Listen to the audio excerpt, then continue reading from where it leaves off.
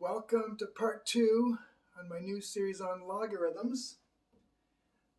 I'm sorry it's taken me so long to decide exactly how to proceed, but I think the best route is for me to graph the function y equals log x. Of course, that's understood to be to the base 10, because I didn't put it there.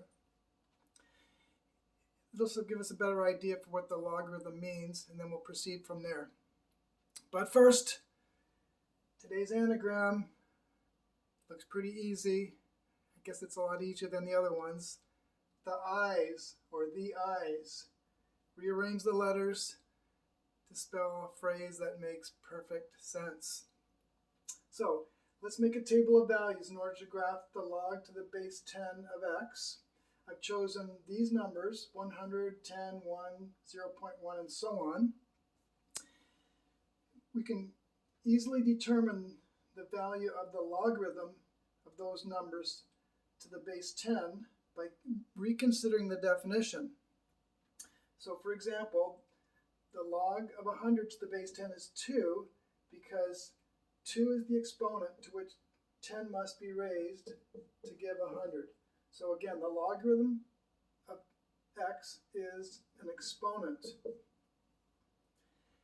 If I change this to 10, then that becomes 1. So the log of 10 to the base 10 is 1. If I change that to 1, then that becomes 0. Now what about 0.1? If I change that to 0.1, then this exponent becomes negative 1. Because 10 to the negative 1 means 1 over 10 to the 1. Remember, a negative exponent does not give you a negative value, a negative number. It gives you a fraction. The negative sign is 1 over. You keep the 10, you keep the 1, so indeed that's 0.1. So that's negative 1. Now let's throw in a few decimals. 0.0001, that would be negative 4. What about 0?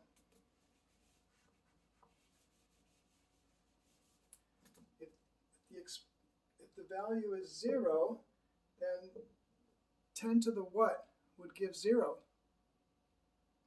Well, you might say there's no value, but actually you can think of it as in the following way.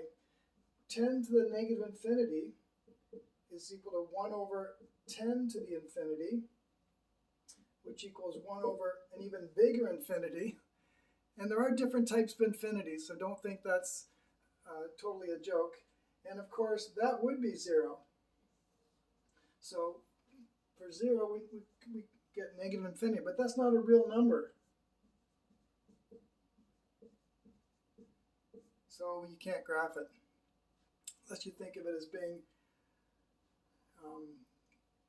way down on the graph, which is what it is. And then if we have negative 1,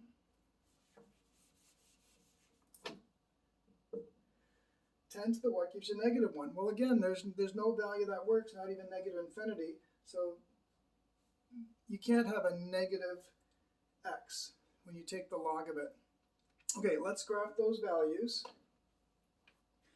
Now I'm only going to graph this one, this one, this one, and in a sense this one.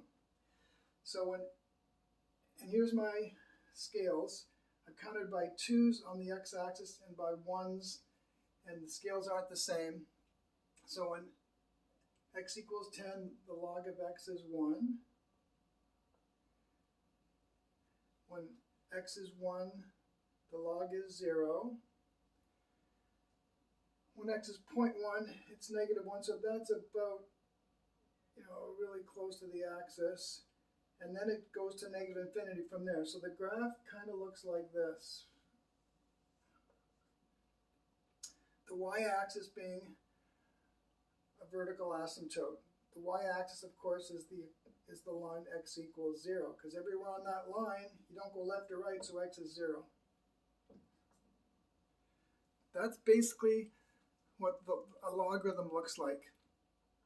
All right, what about the anagram of the day? The I's.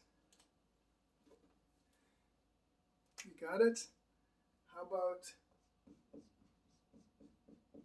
They, and that gives it away pretty much. They see. Well, no kidding. Okay, hope that improves your understanding of logarithms. See you next time.